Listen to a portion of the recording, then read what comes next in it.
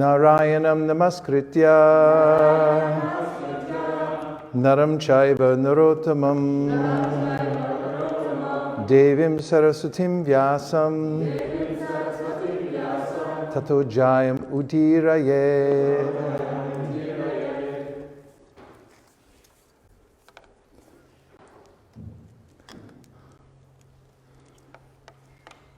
Dautatma Purusha Krishna Padamulam Namuchati Mukta Sarva Pariklesha Panta Swasharanam Yata Dautatma, whose heart has been cleansed. Purusha, the living being, Krishna, the Supreme Personality of Godhead. Padamulam, the shelter of the lotus feet. Na, never. Munchati, gives up. Mukta, liberated. Sarva, all. Pariklesha, of all miseries of life. Panta, the traveler. Swasharanam, in his own abode. Yata, as it were. Translation: a pure devotee of the Lord, whose heart has once been cleansed by the process of devotional service, never relinquishes the lotus feet of Lord Krishna, for they fully satisfy him as a traveler is satisfied at home after a troubled journey. Purport by Srila Prabhupada. Haribo. One who is not a pure devotee of the Supreme Lord Krishna is not completely cleansed in the heart. But a perfectly cleansed person never quits the devotional service of the Lord. In discharging such devotional service as ordered by Brahmaji to Narada in the preaching of Srimad Bhagavatam, sometimes a representative of the Lord, engaged in preaching work, meets various so-called difficulties. This was exhibited by Lord Nityananda when he delivered the two fallen souls, Jagai and Madhai, and similarly, Lord Jesus Christ was crucified by the non-believers. But such difficulties are very gladly suffered by the devotees in preaching, because in such activities, although apparently very severe, the devotees of the Lord feel transcendental pleasure, because the Lord is satisfied. Prahlad Maharaj suffered greatly, but still he never forgot the lotus feet of the Lord. This is because a pure devotee of the Lord is so purified in his heart that he cannot leave the shelter of Lord Krishna in any circumstances. There is no self-interest in such service. The progress of culturing knowledge by the jnanis or the bodily gymnastics by the yogis are ultimately given up by the respective performers. But a devotee of the Lord cannot give up the service of the Lord, for he is ordered by his spiritual master. Pure devotees like Narada and Nityananda Prabhu take up the order of the spiritual master as the sustenance of life. They do not mind what becomes of the future of their lives. They take the matter very seriously as the order comes from the higher authority, from the representative of the Lord, or from the Lord himself. The example set herein is very appropriate. A traveler leaves home to search for wealth in far distant places, sometimes in the forest and sometimes on the ocean and sometimes on hilltops. Certainly, there are many troubles for the traveler when he is in such unknown places. But all such troubles are at once mitigated as soon as the sense of his family affection is remembered. And as soon as he returns home, he forgets all such troubles on the way. A pure devotee of the Lord is exactly in a family tie with the Lord, and therefore he is undeterred in discharging his duty in a full affectionate tie with the Lord. I offer my respectful obeisances to His Divine Grace, A.C. Bhaktivedanta Swami Prabhupada, to all the previous acharyas, and to all the assembled devotees. Hare Krishna.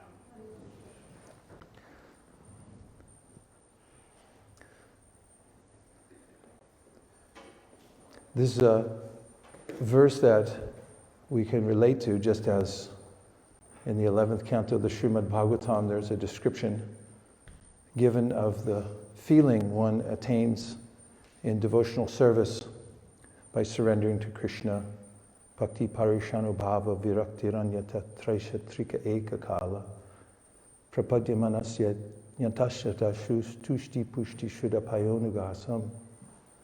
There's a way in which Bhakti Yogendra describes how it is that when one surrenders to Krishna, one naturally develops bhakti, a feeling of devotion to the Lord, which is already there, but it arises in a noticeable way within the heart. Anubhava, which means one sees directly for oneself the Lord within all things. And virakti, anyatra. There's a way in which one becomes naturally detached from all things that aren't related to Krishna, easily gives up those troubling habits that seem to take one nowhere in this world. And this is compared to eating food. When one eats, one gets tushti, satisfaction, pushti, nourishment, should apayano. Should means with every bite one takes, then you feel for yourself that my hunger is diminishing. I'm being filled. You don't need an oversight committee to fly in and certify. You know for yourself. This is a similar verse described in visceral terms, in the way that one feels that one has returned home, and is described here almost poetically, the way in which a traveler who, when on the road, gets what he or she gets. When you're traveling, you take whatever comes. And when you're home, everything's just the way you want it, supposedly. There's a way in which this is a natural feeling for anyone who's been a weary traveler and then steps back in to one's home in one's own environment and feels naturally safe and well accommodated. So bhakti is described like that.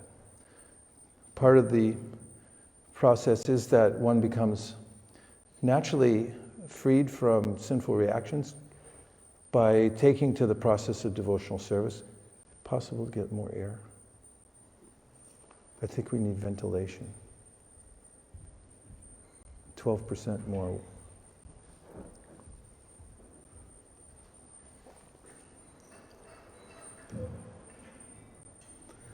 The first sentence of the purport, Prabhupada says, one who is not a pure devotee of the Supreme Lord Krishna is not completely cleansed in the heart. So as Rupa Goswami describes in the Nectar of Devotion, one of the immediate results of taking to the process of pure devotional service doesn't mean that one's a pure devotee, but one takes to the path of pure devotional service in earnestness. Then one becomes happy. One feels transcendental pleasure because of being freed from sinful reactions. Even the neophyte who takes to the process of following the disciplic succession, following the orders of the spiritual master, then becomes freed from the previous karmas. Aprarada palam papam kutam bijam palon mukam krame naiva praliyante vishnu bhakti ratatmanam. There's a way in which there are various layers of karma, or stages rather, that daunt the soul within this world. Some of them are fully manifest, some of them are yet to be manifest. Whatever plans one has in this world will certainly be foiled by the momentum of one's previous karma is catching up. And when one takes to the process of devotional service, then Vishnu Bhakti Ratatmanam, one becomes freed from these karmas. And if one is following a pure devotee, then one is considered to be a pure devotee. As Gopi Puranadana Prabhu used to say, it's not what you know, but who you know that counts in the world. And Prabhupada wrote in a letter that the intention to become a pure devotee is synonymous with pure devotional service. So there's a natural way in which devotees feel this peacefulness at heart. Bhukti mukti siddhi kami, sakali ashanta, those who are after something in the world, they have a motive for their activities.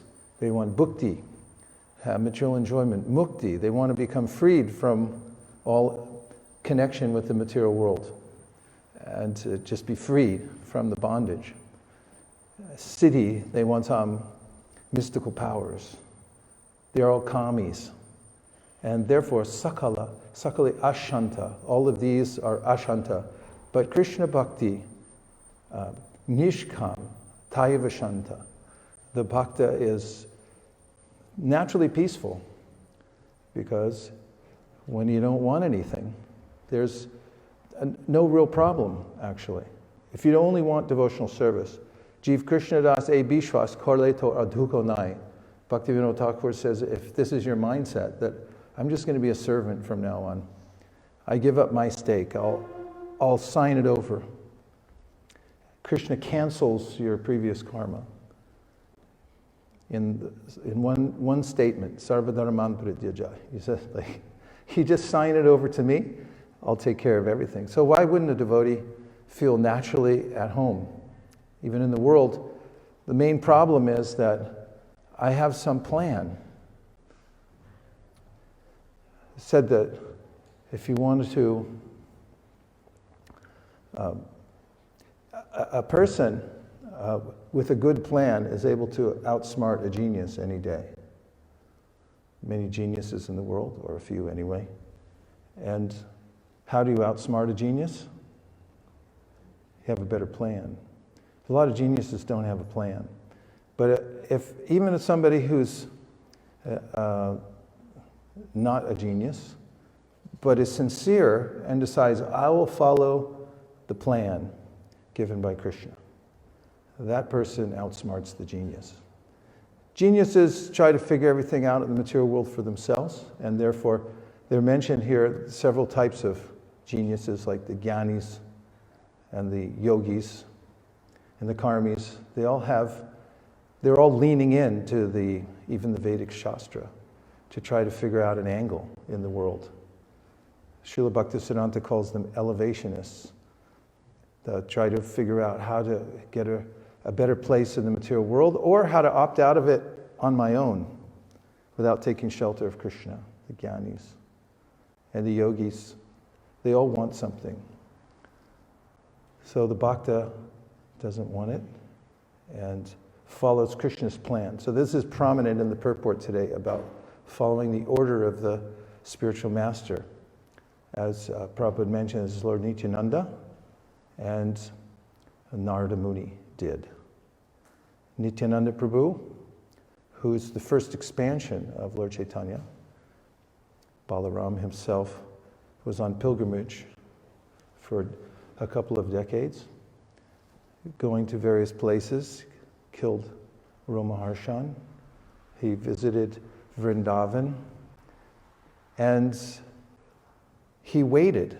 He was biding his time, waiting for Sri Chaitanya Mahaprabhu to start his Sankirtan movement, because he declares that I am the servant of Lord Chaitanya. I'm a servant of Lord Chaitanya, a servant of his servants. And he's just waiting to enact whatever orders Chaitanya Mahaprabhu puts forward. And when he becomes aware that Chaitanya Mahaprabhu is going to start the Sankirtan movement, then he comes to Vrindavan. In fact, Chaitanya Mahaprabhu foresees his coming. That is, he foresees Lord Nityananda's coming in a dream. He sees this Avaduta personality coming in a chariot marked with a palm tree. And he tells his followers, does Sri Chaitanya Mahaprabhu, that this great personality is coming. And Lord Nityananda does come.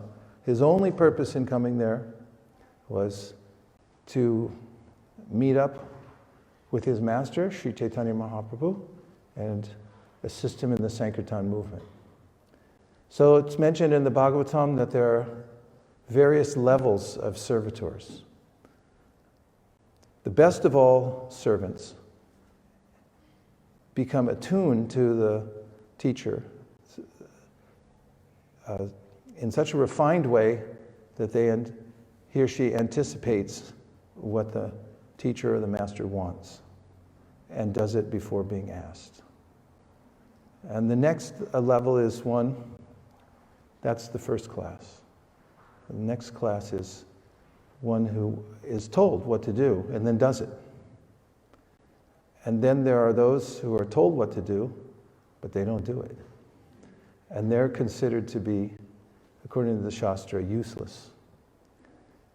And so Sri Nityananda Prabhu anticipated Chaitanya Mahaprabhu's enactment of the Sankirtan movement, and he came to Navadvip preemptively, simply waiting. When does Chaitanya Mahaprabhu want to reveal himself and start the Sankirtan movement? So he came there, and he came in a mood of service, and was there available to Sri Chaitanya Mahaprabhu immediately. Of course, he was also preemptive in spreading the information to the public about Sri Chaitanya Mahaprabhu, because what did Chaitanya Mahaprabhu tell his followers? He said, go teach everyone to chant Krishna's glories. But Lord Nityananda didn't do that. He actually went out and told everyone to chant Lord Gauranga's glories. Because he understood that Chaitanya Mahaprabhu is Krishna himself, and I'm going to teach people to chant Lord Gauranga's name, to worship Gauranga. The first class servitor. And Narada Muni, of course, is following the footsteps of Brahma and spreading the disciplic succession all over the world. Even when he was a little child at 5 years old, he had received the blessings of the sages who had stayed at his home. They stayed longer than just the rainy season.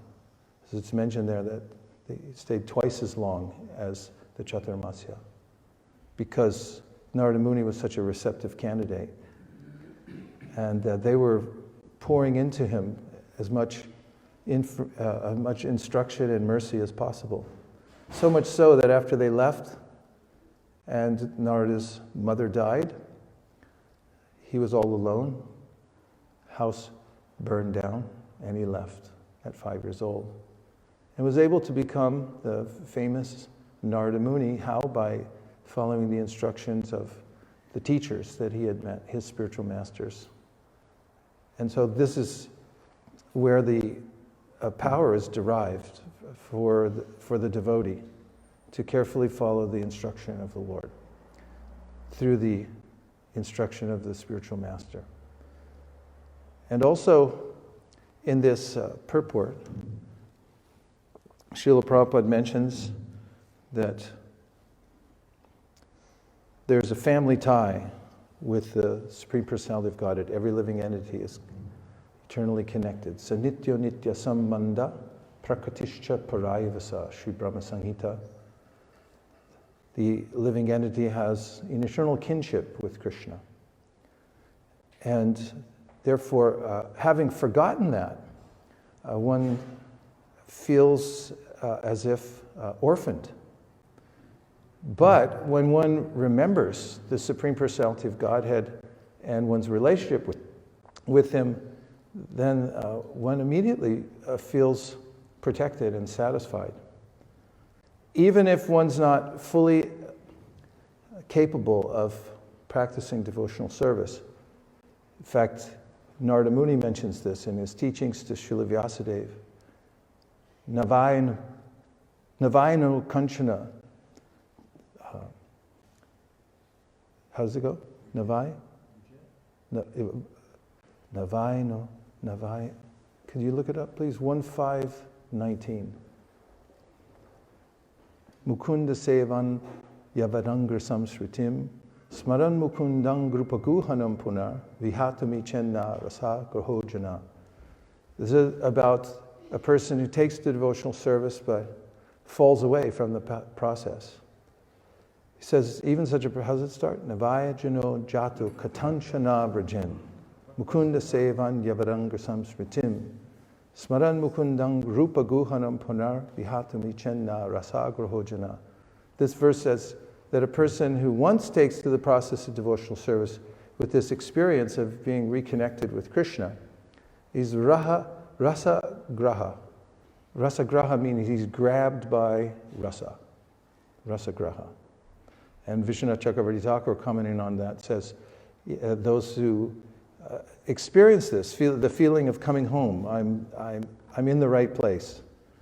But then somehow or other, by the force of nature, they're compelled to go follow their senses again for some time. They can't forget it. And they're haunted, he says, by the rasa. Rasa means the taste that they had. They get such a taste that even if they're pushed away by their senses, they're still thinking, oh, I had something really wonderful. Others don't get that. And therefore, Prabhupada said the experience of an orphan is different than the experience of a son of a rich man who somehow becomes estranged from the family. The family's always looking out for him, ready to bring him back. And deep in his heart, he knows he has a place to go. So the devotee knows that. And finally, just in some of these preliminary comments on the verse, there's a purport which I find to be extremely inspiring. And in the section of the Chaturshloki Bhagavatam, second canto, in which Prabhupada says that the order of the Supreme Personality of Godhead is the internal energy of the Lord. And it's by that particular potency that one is able to see the Lord face to face. The instruction. The instruction of the Supreme Personality of God is a manifestation of his internal potency. And it is by that potency that one is able to come to see the Supreme Personality of Godhead face to face. So there's a way in which, if one can get the order of the Supreme Personality of Godhead and follow it, then essentially one's being pulled by the rope of that order directly to the Supreme Personality of Godhead. It doesn't matter where you are. You can be in a far-flung universe. That's where we are. Where are you? In a far-flung place. And no matter where one is, you could be in the suburbs where people are driven insane by leaf blowers, or bored to death by sitting inside and there's nobody outside except for a few people walking dogs. There's no rasa in the suburbs. You can't get any bhav there. In the city, people try to get bhav from what's called the migiyaka, the clamor of the city, but it's only agitation to the senses. But the devotee, once he receives, for instance, the Bhagavad Gita, and he hears Krishna's voice, Sarva dharman parityaja mamekam sharanam vraja. Jiva Goswami says that the devotee always remembers that instruction. That Krishna says that I'll cancel everything for you in the material world, and I'll save you personally, so don't worry. So the devotee, wherever he or she may be, grabs on to the instruction and is sure-footed because of holding on to it. And it doesn't matter, okay, so I'm not so good at this yet. Don't worry, hold on to the instruction. I'm so far away, I'm in the wrong culture, wrong yuga, whatever. Doesn't matter what yuga, doesn't matter what culture one comes from. Kirata hunanda pulinda pulkasha abhira shumba yavana kasadaya yene chapapa yarapashraya shraya shudyanti tasmai prabhavishnave namah. Shukadeva Goswami says, he names a bunch of people. Say, these people are really out of it. And in other places, the class of people who are mentioned, aho bata shwapachato gariyanya jivagre vartate namatubhyam te pusta paste juhuvu sasna arya. Brahmanachur nama grananti ete is a way in which even a person who's, well, where are you going for now? I'm going home for celebratory dinner. What are you guys going to have? Dog. Even that person comes from the culture where they go home and they have, dog burgers or whatever it is. That person, Shukadeva Goswami says, if he grabs on to the lotus feet of the Lord by the instruction that comes down through the Vaishnavas, then the power of Vishnu is there. And that will pull him or her out of that situation and back home, back to Godhead without fail, the order of the Supreme Personality of Godhead. So the order of the Supreme Personality of Godhead is a manifestation of his internal potency. Is everyone hearing this? The third time I'm saying. And it is by that potency that one comes to see the Supreme Personality of Godhead face to face. So even if one follows the minimal instruction, as is mentioned in the Bhagavatam, Jnane priyasam rapasya namanta eva, etc. In the purports mentioned, even if all you do is somehow or other stay alive, so that you can go on hearing and chanting, doing your prescribed hearing and chanting. That's all you do. Hey, look, I'm just staying alive, and I'm going to finish my rounds and complete my mantras. That person will be successful. That's how powerful the internal potency of the Lord is that comes from the order of the Supreme Personality of Godhead. What to speak of somebody who reorganizes his or her life in such a way as to accommodate that order at all times. And there are various orders that come down. For instance, it's well known that Chaitanya Mahaprabhu has said, Jari Dako Tahi Kaha Krishnupadesh Amaragnai Gana Hoy Edesh, Tara Edesh. That you're in a place, just open your house, teach people about Krishna. Invite them in, give them some snacks, or if you want more people, then make macaroni and cheese, offer it to the Lord, and everyone will come, you do your part. That's an order by Chaitanya Mahaprabhu. He said, I order everyone in your little place, whatever you have, you live in a tent under a bridge, have a program and teach people there how to be Krishna conscious. That's an open order. Anyone can take it. And if you take it, then it's a rope. It pulls you back home, back to Godhead. If you want more instructions, then you get in with the Vaishnavas. And you ask, you say, what do I do now? Tell me more stuff.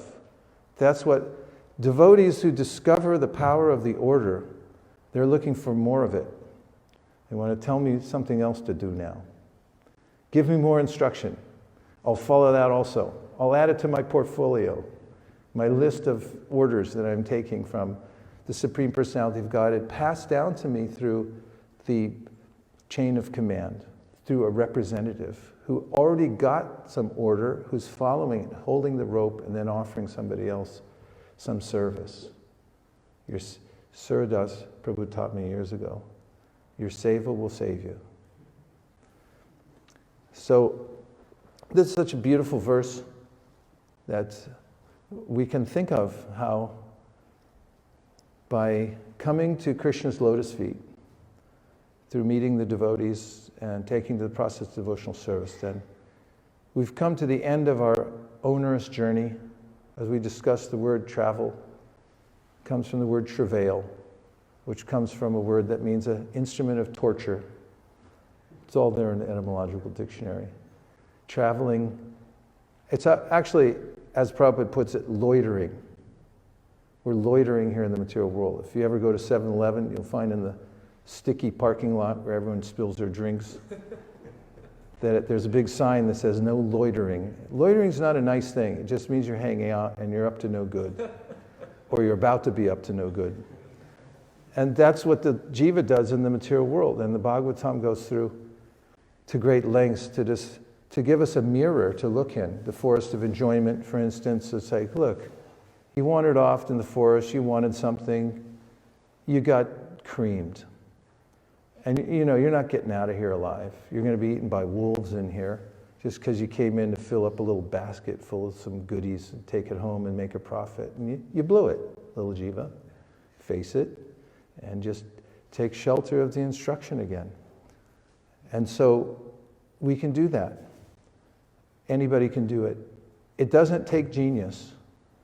If someone just realizes that I'm not home, I'm a traveler, I'm loitering, I'm hanging out, and I want to feel home. We all have to have home. Even when Apple changed the little home button, everyone freaked out. Didn't they?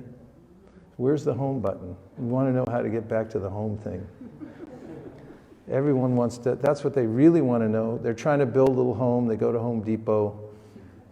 They buy all the stuff. Little birds do the same thing. Here, little chickie, get some straw, put it in here, we'll be all comfy here. It's like, then the eagle comes and smashes in and eats them. Do eagles eat birds? Okay, yeah. So that's what happens here. Get a little Home Depot card, go down, get some wood, pound some nails in. Here, let's sit in here and feel comfy. Try to get cozy. But the Bengali proverb says, I built this beautiful house for my comfort.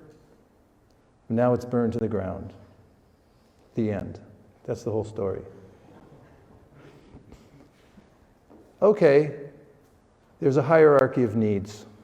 Get a place to live, a little roof over your head, no problem. Get yourself a Honda Fit, smallest car that everyone can fit in. And drive around, but do it for Krishna.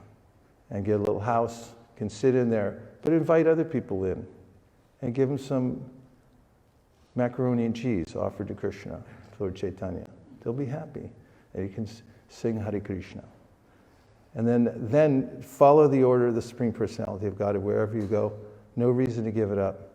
And then Dautatma Purusha Krishna. Paramulam Namunchati. Then we feel that I'm safe. I'm connected to the Supreme Lord. And now we'll just take a few reflections or questions. I'm scanning this side of the room first. Reflection just easy. It just means anything you heard that's stuck in your mind. Yes.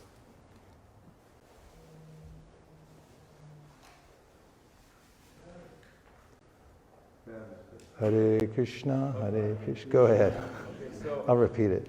I'm used to it. I was thinking about this point that you made. He was thinking about a point that I made. About just staying alive.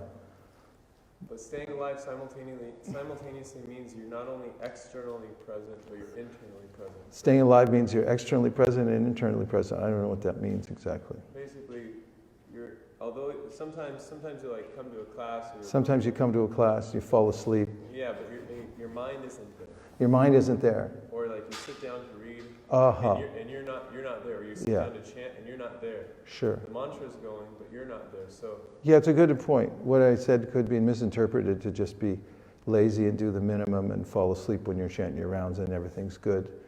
So what it really means is follow a simple path, but do it strictly. This is Bhaktivinoda Thakur's instruction.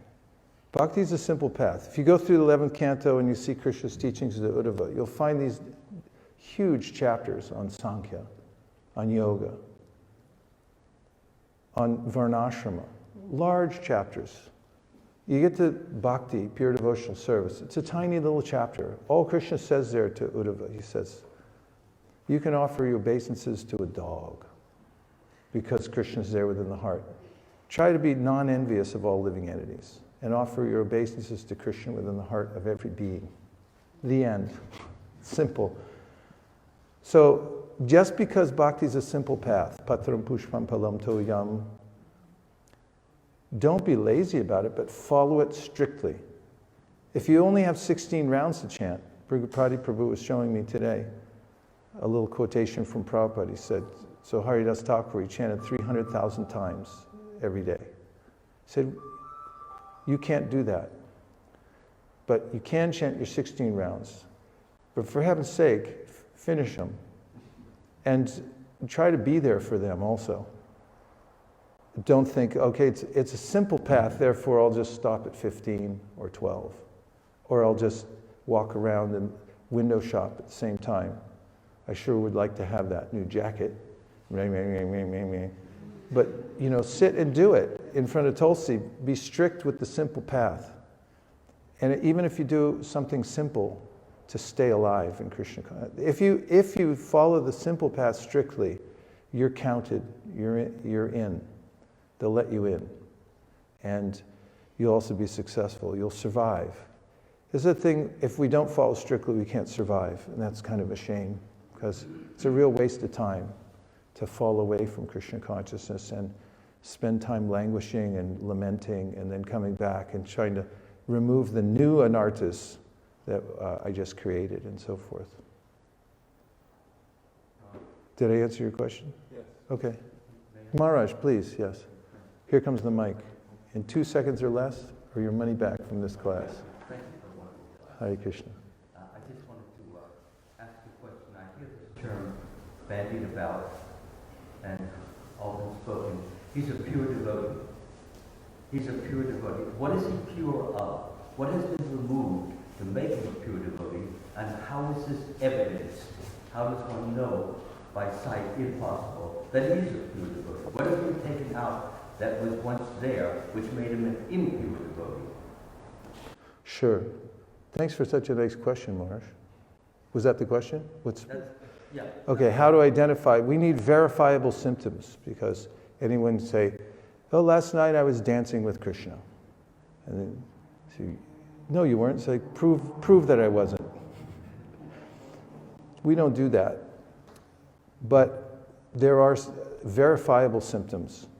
As in the Srimad Bhagavatam, it's mentioned, Evam vrata swapriya nama kirtya jatanu rago jitachuta uchar. Hasatyato rautiti roti gayati unmadavam rityati lokabhayaha. This verse was given by Srila Ishvarapuri to Sri Chaitanya Mahaprabhu just after his initiation. After his initiation, Chaitanya Mahaprabhu came back to his guru and said, excuse me, Guruji, I'm sorry, but did you give me the right mantra? Because I'm chanting it, but it's driving me mad, as in crazy. And I'm crying, laughing, falling on the ground. And then his guru said, you've attained the perfection of life. And he gave him this verse, which is said to be the essence of all teachings of the Srimad Bhagavatam. Evam prataswa priya nama kirtya chitanarago jita chuta uchara. That if one takes a vow to chant Hare Krishna and continues it, then the name will become dear to him or her. And then there's a way in which the heart will melt. Chaitanya Mahaprabhu puts it in the Chaitanya Charitamrita, a ray of the internal energy will touch the heart, and one will then be able to taste the various mellows of devotional service within one's heart.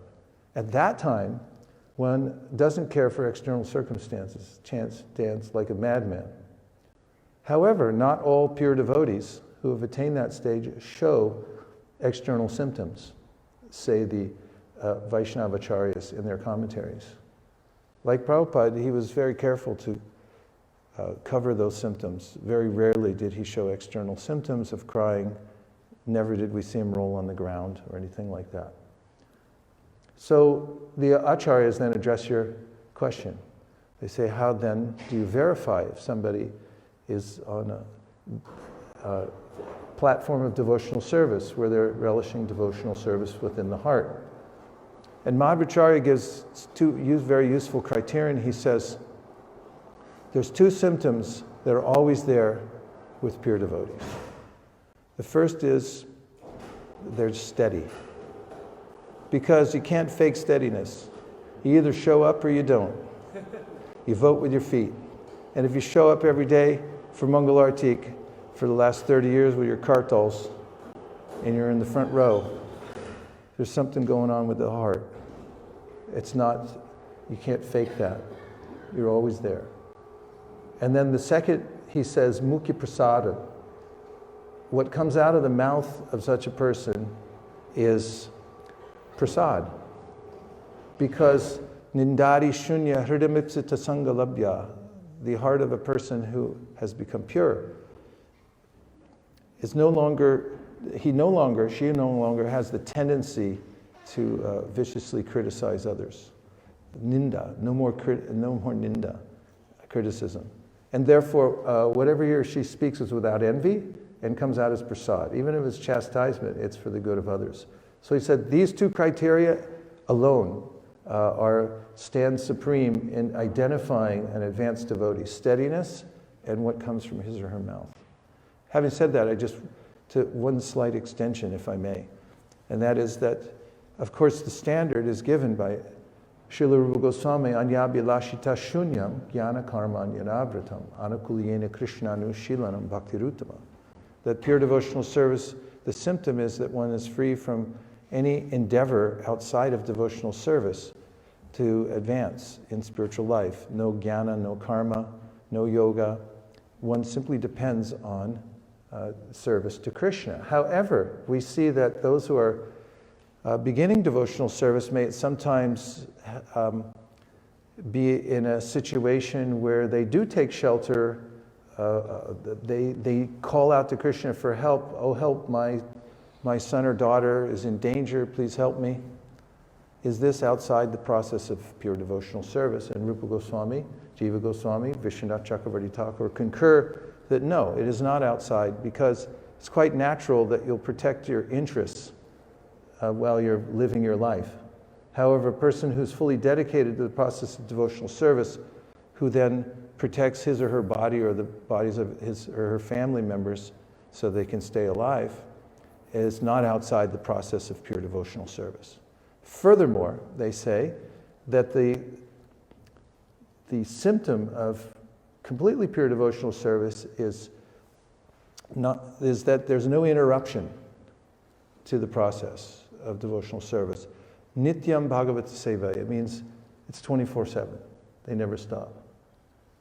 However, they mercifully say, for neophytes, Nityam means at least every day, once, that you have to do your practice. You may have to go to work afterwards. Anyone? But, yeah. So that's also not outside the realm of pure devotional service. You're doing Nityam service, it means you show up for your practice every day, you do your 16 rounds, and you have to do other things at this stage in your life. So you're still on the pure devotee wagon. And those are a few ideas. I hope it will suffice. Please. Yeah, thank you for a nice, lengthy explanation with nice images and ideas behind it. When I'm asked that question, generally speaking, because of I'm getting very old, I may die any day, I try to keep it very short. So what I answer is usually, I can tell a pure devotee if he has no material interests, no material desires, no material concerns. His only interest is devotional, divine, uplifting, transformative. In other words, what comes out of his mouth, what comes out of his hands, what comes out of his actions is something which is non-material and purely spiritual. Prabhupada is a perfect example of that. Whatever he said, whatever he did, it was about Krishna, connected with Krishna, related to Krishna. So that was what I got from Srila Prabhupada, there were no material desires. Sometimes it might be thought that he had material desires because he had a lot of money, but the money was used in Krishna's service. It was good used in the loving service of Krishna, and that loving service had a lot to do with bringing the whole world to Krishna. That was very succinct and helpful, and I'll use that one next time. when I answer that same question. And now that Sura Prabhu has left the house, I have no more impetus for speaking. So it's late also, because you all have things to do, people to meet. So I thank you very much. It's been a heartfelt visit for my wife, Nira Akula, and I to come here to Los Angeles. The steadiness of the leadership here and all of the devotees in the community holding up the instructions of Srila Prabhupada in such an exemplary way is deeply touching and inspiring to us. And thank you for opening your doors and letting us come in and be refreshed here so we can go back and fight again with the onerous elements of the world. Thank you very much. Gaur Premanande Haribol. Vanchakalpadavrischa kripasindave vichapatitanam pavanibhyo vaishnavebhyo namo namaha nantakodi vaishnavini ki jai.